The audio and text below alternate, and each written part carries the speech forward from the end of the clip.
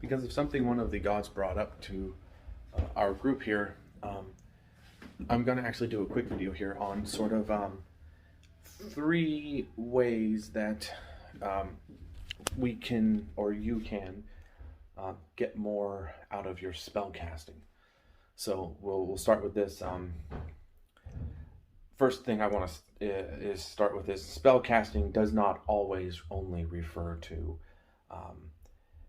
like wiccanry or witches and things like that. It often has that connotation that spell casting is found in all religions. It's basically formulated words that are to create a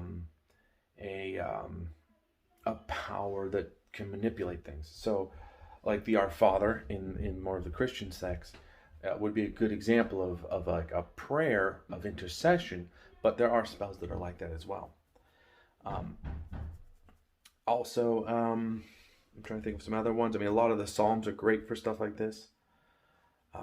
Obviously, this is well documented with the Kabbalists, as they themselves do these kinds of things quite often. Sorry about I just switched atmospheres here. I got roofers on the roof, a lot of knocking. It's distracting. First one I'm going to start with is actually idols. Quick overview. Idols are obviously your connection to your God. I mean, the reality of it is idols are not a living being. They're the representation of your God, but they do allow for your God to channel through and be in more of a physical plane with you. Pretty simple, okay?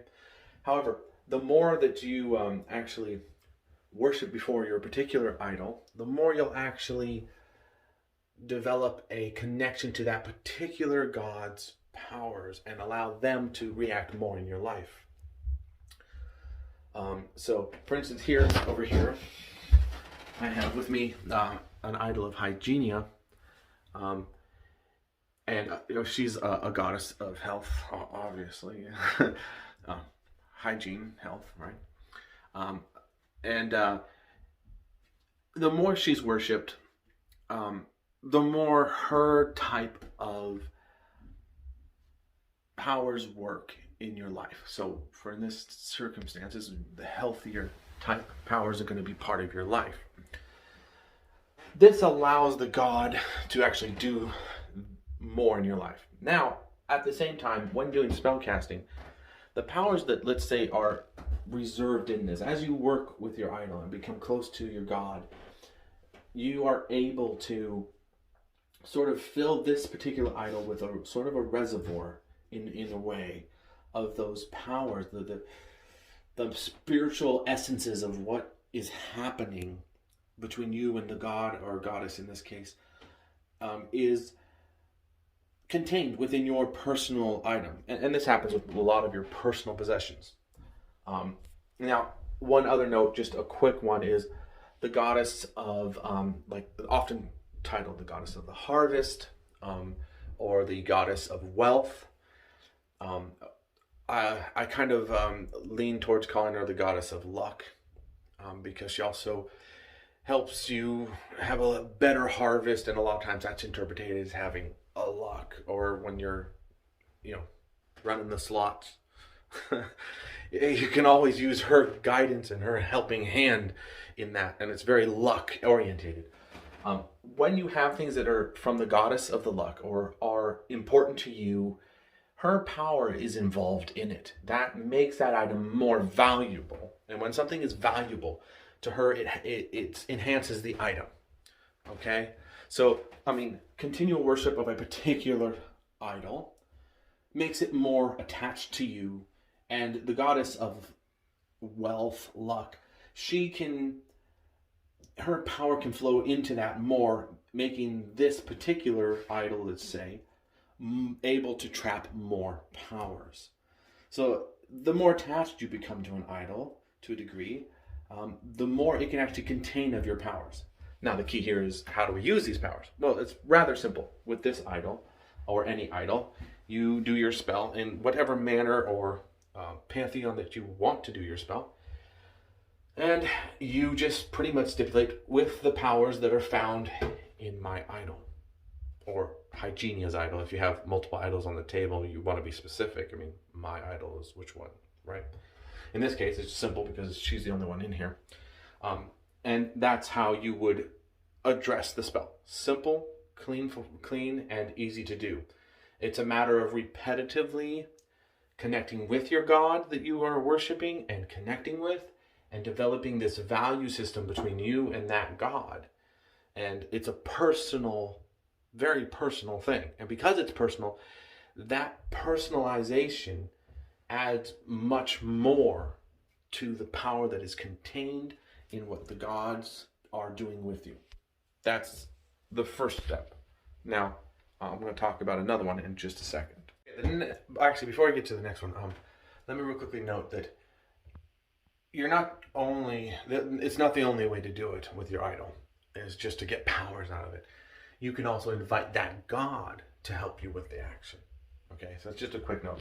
Anyways, on to the next one that I wanted to cover is, it's actually trapping specific powers within an item, not necessarily like natural worship from between you and an idol. Oftentimes I see this done with stones. They are often used to house magical essences and magical powers, and then are used later. I've seen some that are sort of in the form of like a wand, and is used to cast out the spell using the wand. That's again traditional, depending on your particular tradition. I've just seen those for sale in local stores. I've actually never used one of those particular in that way. I've always made my own utensils and tools in that way, or been given them by the fairies. So yeah. Anyways, in this case, I'm just going to show you with this here. This is a trap that's been pre-set by my wife. Again, she likes the Asian style type of magic stuff. To set up a trap like this, you are simply, before you actually even get into trapping powers, you have to cast a spell on it, dictating what its use is for. The added bonus to this aspect is, once it's designed for trapping powers, let's say specific powers, let's say worship powers, okay, between you and your idol, let's say, if it's designed for that, when it's on your altar or nearby, any worship you do will be contained in it. Those powers will be reserved in there in a particular scenario here. So that makes it easier, because you don't have to stipulate up front any sort of like, like you pick up a random item and you just say, you say a spell over it to trap powers. You could do it that way, but usually I have a set item that is always used for trapping powers. And if it's specific, you can have multiple items, some for worship, some for like the goddess of fun and games. You can, if you're a gamer, great way to get powers, because you can offer up that gaming to her, right? And you can have traps preset for each type of scenario. Now, I'm not going to go into all the scenarios, but I'm just in the general sense, you can simply, to have a general trap, it's rather simple. It's just casting a spell that's somewhat along the lines of, this item will be used for trapping powers. Obviously, if you're more specific to a degree, you can be more accurate as to what you're using it for. Okay, so if you're going to use it to sort of help you in a video game, let's say you're going to use that, fun and games, you're going to want to trap powers that relate to gaming. And then later, when you go cast your spell before a tournament or whatever else, you got all this extra power to help give you that edge. Now, some people may say that that's cheating, so I leave that up to personal interpretation. I myself don't use my powers to enhance my gaming. It's just me. I like to go it at my own steam, but I do trap the powers from my gaming, so I can use them on other things. Not gonna go too much into that now. So that's the second method, is creating a specific trap to trap something specific. It can be your worship, it can be a celebration, etc. Okay. That's the second one. Let me go on to the third one. All right, the third one's pretty straightforward. You're going to choose your style of worship, and you're going to start to engage in it. And the more you engage in your particular style, whether it's through a Wicca style, Asiatic forms, um, Egyptian, there's a multitude of Kabbalists. There is a multitude. I mean, even within Christian sects, there's tons of esoteric knowledge in regards that are similar to understanding these types of, worship through spell casting type things. Anyways, the point here is you're going to pick out your particular method, and you want to be comfortable with it, obviously. I mean, most likely you've already done this, and you're watching the videos because it's, this is a like-minded video as to what you're doing already. The key here is that you're going to approach all that you're doing in those actions in a way that is so that you're continuing to trap the powers. The rituals, the continual repetitive rituals, again, adds value. It makes it so that whatever is happening in that scenario and that essence and what's being created between you and your Godhead, your goddess, your God, whatever you were working with, offerings given to a God, everything, all of these things within your particular choice of worship. I'll often just call it your particular pantheon choice, even though pantheon really kind of is maybe not a good way to word it. But in the basic sense, your particular tradition that you wish to choose to use. But when you approach it, keep in mind that you're going to want to be trapping these powers, and you may want to create multiple items that are for each different purpose within your religion. I'm being vague here because there are so many different traditions that do things differently.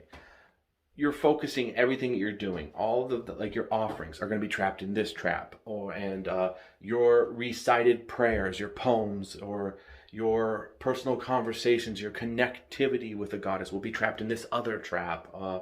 So you're approaching everything you're doing with the mindset that you're going to be containing these powers, so that you don't let them per se go to waste. Now, it's never it doesn't ever really go to waste. Your sacred space will be enveloped with these powers anyways. So don't feel like you're losing out if you don't do it. It's just, this is another way that I've found to make my spellcasting and my rituals that I do with my different religious practices stronger, because I can apply all of these powers to different rituals. If you want a very lucky bracelet, you can use the powers to say, you know what? The powers found inside this egg, I want this to be used to enhance the spell that I have put on this bracelet. Let's imagine the bracelet right here, okay? So that is a quick rundown of how things can sort of be done. I know it's maybe some practical application will be something I will do in the future here, where I show you some magic items being created. So I hope that this information